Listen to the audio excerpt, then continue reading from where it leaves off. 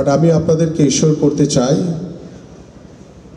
বাংলাদেশ জাতীয়তাবাদী দল বিএনপি, আল্লাহ যদি আমাদেরকে জনগণের ভোটে নির্বাচিত করে, আমরা প্রত্যেকটি ওয়ার্ডে, পাড়া মহল্লায়, থানায়, বিভিন্ন উপজেলায়, জেলা পর্যায়ে প্রত্যেকটি স্থানে আমাদের মাননীয় ভারপ্রাপ্ত চেয়ারম্যান জনাব তারেক রহমানের নির্দেশনা রয়েছে, আমাদের পর্যাপ্ত পরিমাণ মাঠ লাগবে, মাঠের প্রয়োজন। সে মাঠ সংস্কার করে আমরা বাংলাদেশের প্রত্যেকটি বাবা মা যাতে তার সন্তানদেরকে নিয়ে মাঠে যেতে পারে এবং তার সন্তানরা সে মাঠে গিয়ে, সে জাতীয় দলের খেলোয়াড় হতেও পারে, নাও হতে পারে, বাট একটি সুস্থ জাতি গড়ার জন্য, আমার সুস্থ সন্তান গড়ার জন্য খেলাধুলার কোনো বিকল্প নাই।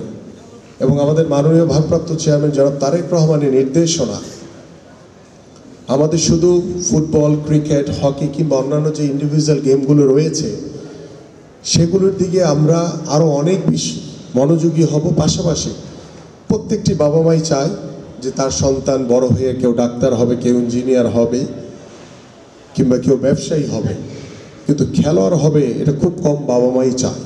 যে আমাদের যুব সমাজ যেভাবে মাদকাসক্তর দিকে চলে গেছে, গত 17 বছর ধরে এই স্বৈরাচার সরকার আমাদের যুব সমাজকে ধ্বংস করে ফেলেছে, মাদকের দিকে ঠেলে দিয়ে। ওই যে একজন বদির কথা শুনেছেন কক্সবাজারের, সে কি জিনিস আমদানি করেছে, কি করেছে, সবই আপনাদের অবগত আছে। এই ধরনের লোক যখন সংসদে বসে তাহলে বাংলাদেশ কিভাবে আগাবে বলে? আমরা সেই জায়গা থেকে ঘুরে আমরা চাই যে একটি সুস্থ সুন্দর জাতি তৈরি করার জন্য মাধ্যমে মেধা এবং মননের যে বিকাশ ঘটবে এবং শারীরিক এবং মানসিক যে বিকাশ ঘটবে, সেই বিকাশের মাধ্যমে আমরা আশা করি যে আপনারা আপনাদের সন্তানদেরকে অবশ্যই খেলাধুলার প্রতি আকৃষ্ট করবেন। শুধু পড়াশোনা করলে কিন্তু চলবে না, সুস্থ থাকার জন্য খেলাধুলা কোনো বিকল্প, এবং মানসিক এবং সুস্থ শরীরের জন্য খেলাধুলার কোনো বিকল্প নাই।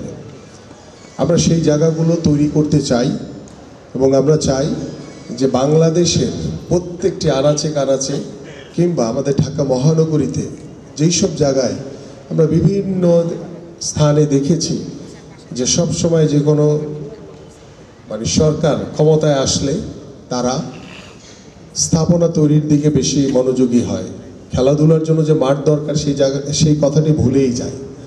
জায়গাতে এমনভাবে রাজনীতিকরণ করেছে, বাংলাদেশের যারা মাঠের ক্রীড়া সংগঠক তারা সকলে হারিয়ে গেছে। এবং বাংলাদেশের এই দুর্নীতির যে আক্রা ক্রীড়াঙ্গনে, সেই আক্রার কারণে বাংলাদেশের ক্রীড়াঙ্গন অনেকটাই তলানিতে চলে গেছে। কিন্তু আমরা সেই জায়গাটি তৈরি করতে চাই এবং এটির বিষয়ে আমাদের মাননীয় ভারপ্রাপ্ত চেয়ারম্যান জনাব তারেক রহমান বদ্ধপরিকর যে আল্লাহ পাক যদি আমাদেরকে সুযোগ দেয়, ইনশাআল্লাহ আমরা প্রত্যেকটি স্কুল, কলেজ, মাদ্রাসা, ইউনিভার্সিটিতে আমরা প্রত্যেকটি স্পোর্টসকে বাধ্যতামূলক করা হবে এবং সেই প্রত্যেকটা স্পোর্টসের যে স্পোর্টস টিচার থাকবেন তারাও প্রশিক্ষিত, যে ইভেন্টে পারদর্শী, আমরা সেই ধরনের টিচারদেরকে এখানে ইনভলভ করব। যে একজন আমাদের যেমন স্কুলে ছোটোবেলায় আমরা দেখেছি যে একজন ক্রীড়া শিক্ষক থেকে তিনি সব কিছুই খেলান, ফুটবলও খেলান, ক্রিকেটও খেলান, ব্যাডমিন্টনও খেলান, সব কিছুই খেলান, কিন্তু বেসিক্যালি সে কিন্তু স্পোর্টসের না।